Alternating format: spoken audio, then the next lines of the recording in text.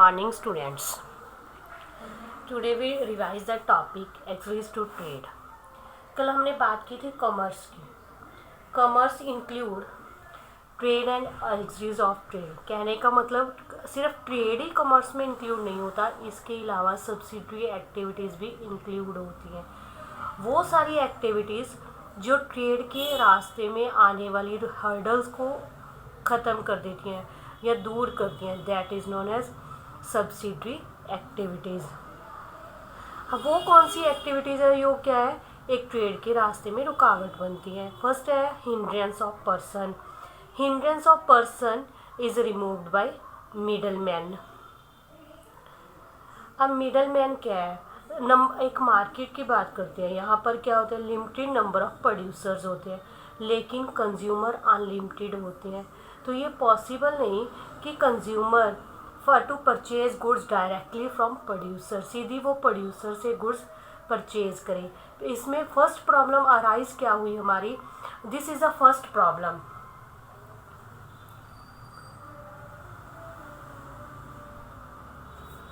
This is the first problem in sale and purchase of goods which is called hindrance of person. इसी problem को hindrance of person कहा जाता है.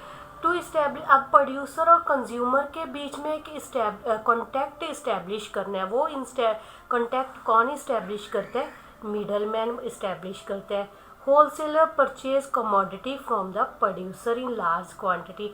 Large quantity में producer से खरीद लेता है और थोड़ी थोड़ी क्वांटिटी में उसको रिटेलर को सेल करता रहता है और रिटेलर कंज्यूमर को सेल करता है. इस तरह से जो प्रोड्यूसर और कंज्यूमर के बीच का गैप है वो होलसेलर और रिटेलर के द्वारा दूर कर दिया जाता है. यानी कि प्रोड्यूसर से गुड्स किसके पास आएंगी, होलसेलर के, होलसेलर से retailer and retailer then consumer.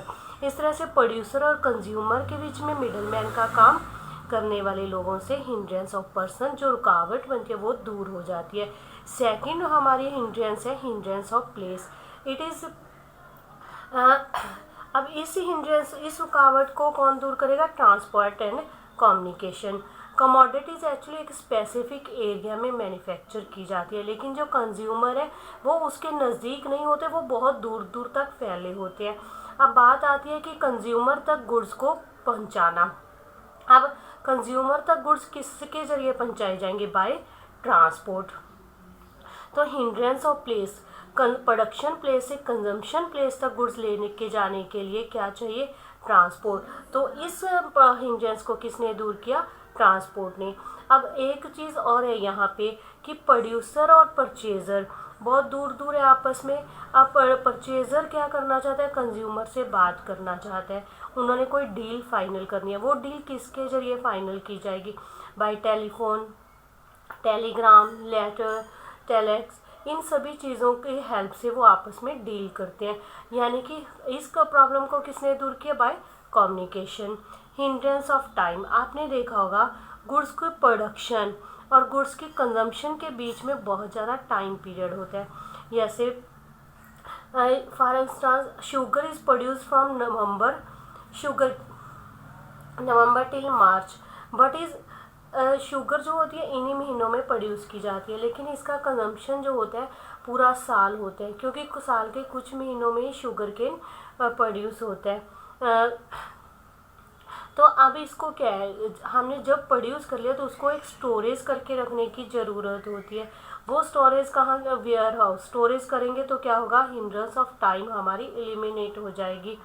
Ware house की हेल्प से hindrance of time can be eliminate. Next problem आती है हिंड्रेंस ऑफ रिस्क. चाहे बिजनेस छोटा हो या बड़ा हो, at the time of storage, transport, goods को एक जगह से दूसरी जगह लेके जाने में हमेशा एलिमेंट रिस्क हमारा बना रहता है. या तो गुड्स चोरी हो सकती हैं, डैमेज हो सकती हैं, कोई नेचुरल कैलेमिटीज़ हमेशा प्रेजेंट, ये रिस्क के एलिमेंट है. This problem can be solve by insurance. एक बिजनेस में इंश्योरेंस करवा लेते हैं, इससे उसको रिस्क कम हो जाता है. Hindrance of finance. Finance is the backbone of business. Business की रीढ़ की हड्डी है. It is required from the movement, ये रॉ मटेरियल परचेज से लेकर फिनिश गुड्स के सेल तक हमें फाइनेंस की ज़रूरत पड़ती है. अब इस हिंड्रेंस को कौन दूर करेगा, by banking. Hindrance of information, आज वो समय नहीं है कि एक दुकानदार दुकान पे बैठा रहे और अब कस्टमर की वेट करे, तो ऐसा पॉसिबल नहीं है कि वो अपनी गुड्स को सेल कर पाएगा।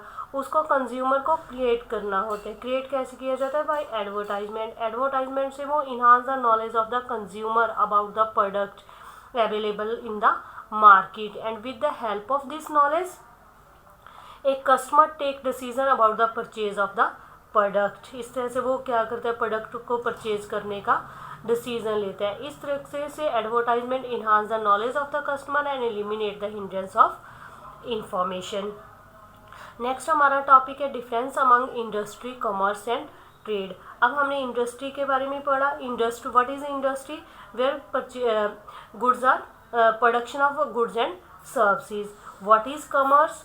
Distribution of things and services. Buying and selling of goods is a trade. ये तो क्या था? ये तीनों की डेफिनेशन हमने पढ़ी थी।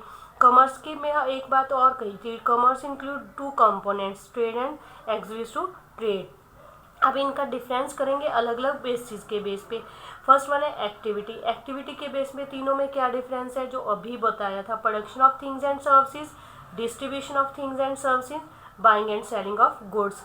कैपिटल रिक्वायरमेंट, इंडस्ट्री लगानी है तो आपको ज़्यादातर वर्किंग एंड फिक्स दोनों तरह की कैपिटल चाहिए, but in the commerce more working capital, less fixed capital चाहिए। But in trade less working capital, depend on the nature of business scope. इसमें एक प्राइमरी, सेकेंडरी, सर्विसेज तीनों तरह की इंडस्ट्रीज इंक्लूड होती हैं। इसमें trade and exclusive to trade include होता है। इसमें it includes home and foreign trade. Creation of utility, जब हम इंडस्ट्री में गुड्स को प्रोड्यूस करते हैं ऑब्वियसली उसमें यूटिलिटी क्रिएट करते हैं। इसमें भी यूटिलिटी क्रिएट होती है, create, place and time utility. Association and possession, तीन तरह की यूटिलिटी क्रिएट होगी, place, time and possession utility through the trade, and trade is a part of commerce. ये हमने पहले भी पढ़ा था। It create possession utility through the medium of purchase and sale. Possession मतलब ऑनरशिप। रिस्क एलिमेंट, इसमें risk ज़्यादा होता है, इसमें रिस्क कम होता है comparison to industry. There is a least risk involve. Mutual dependent, commerce and trade both depend on industry. अब ये दोनों किसके ऊपर डिपेंड है? इंडस्ट्री के ऊपर। और commerce is not possible without trade, trade के बिना कॉमर्स पॉसिबल नहीं है, because trade is the major part. In the absence of trade there is no justification of commerce and industry. ये था डिफरेंस। इसके साथ हमारा ये टॉपिक कंप्लीट हुआ 1.2। Learn this topic from the book carefully. Okay, thank you.